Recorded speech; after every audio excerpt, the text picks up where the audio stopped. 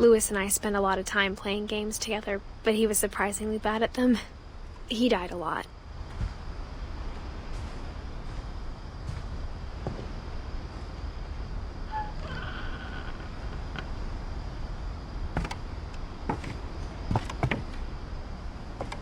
On the way back from Lewis's funeral, my mom told me to start packing.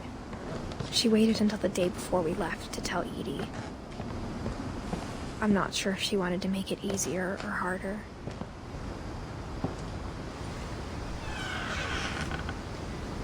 I wish we'd stayed. But I understand why we left.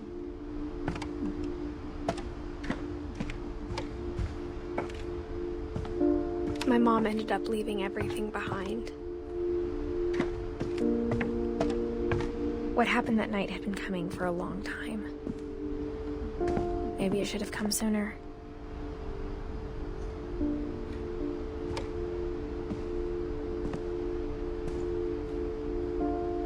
But it had to end one way or another. All that's left now is to tell you about that last night.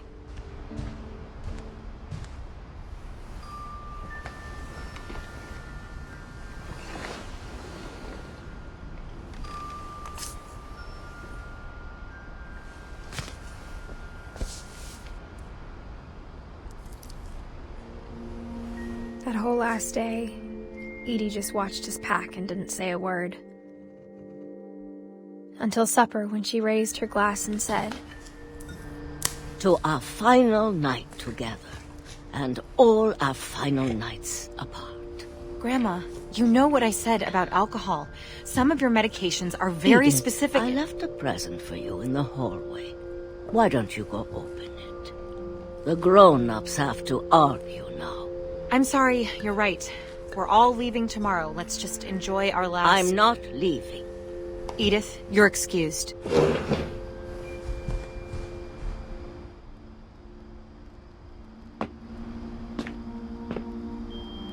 The power had been shut off that morning, but Edie always had plenty of candles. When my mom sealed the library, I don't think she knew about the other entrance. Or that Edie had a key to it.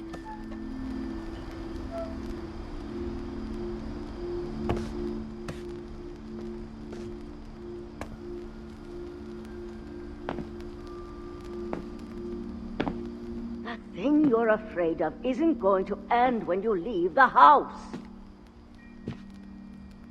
Edith has a right to know these stories. My children are dead because of your stories. I think it's best if Edith and I leave tonight.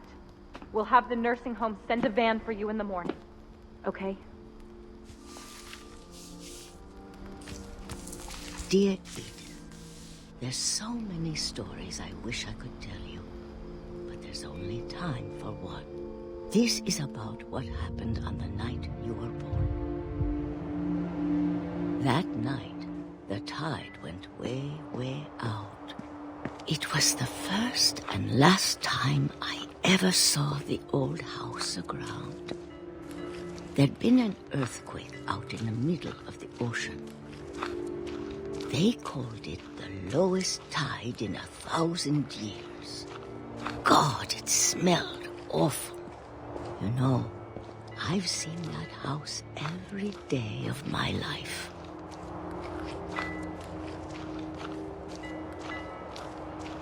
But I never thought I'd go back to it. When the fog rolled in, I lost my way.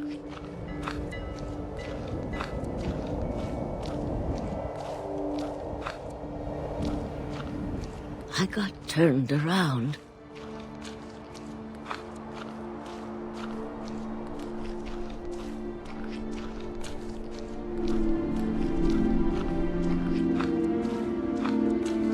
I started seeing things.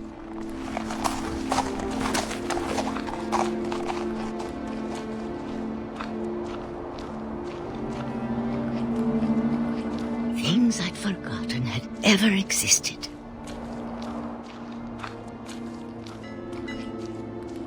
But when I saw them, they felt like old friends. That night, lot of things came back to me.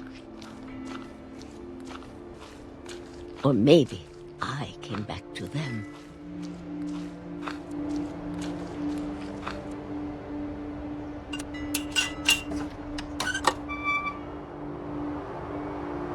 Things I can't explain, but that I need you to try and... Edith, what are you doing in here?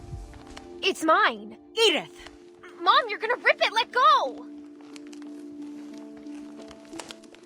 I kicked and screamed, but Mom dragged me to the car.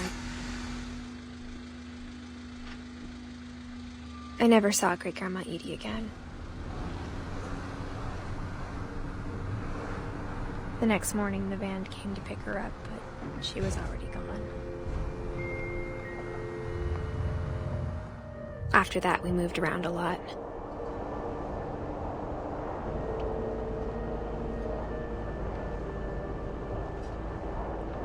We both tried to make the best of it.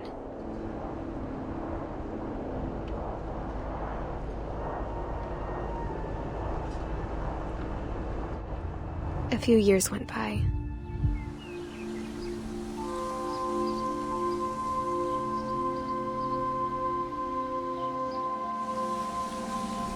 My mom didn't like to talk about it, but she started getting sick a lot.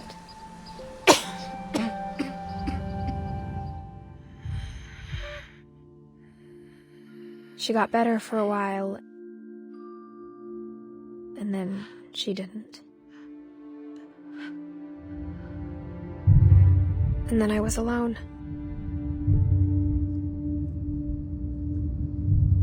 The last Finch left alive.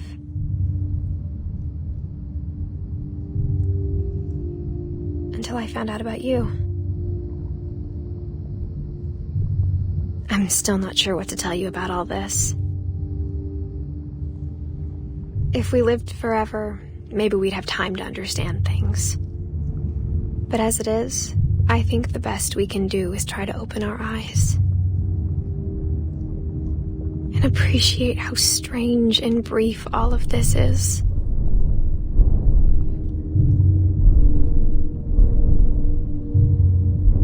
This journal was supposed to be for you. But now I hope you'll never see it. I just want to meet you and tell you all these stories myself.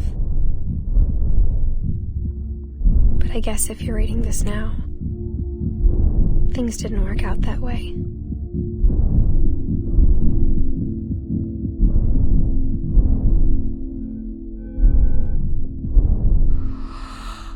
This is where your story begins. I'm sorry I won't be there to see it. It's a lot to ask, but I don't want you to be sad that I'm gone. I want you to be amazed that any of us ever had a chance to be here at all. Good luck.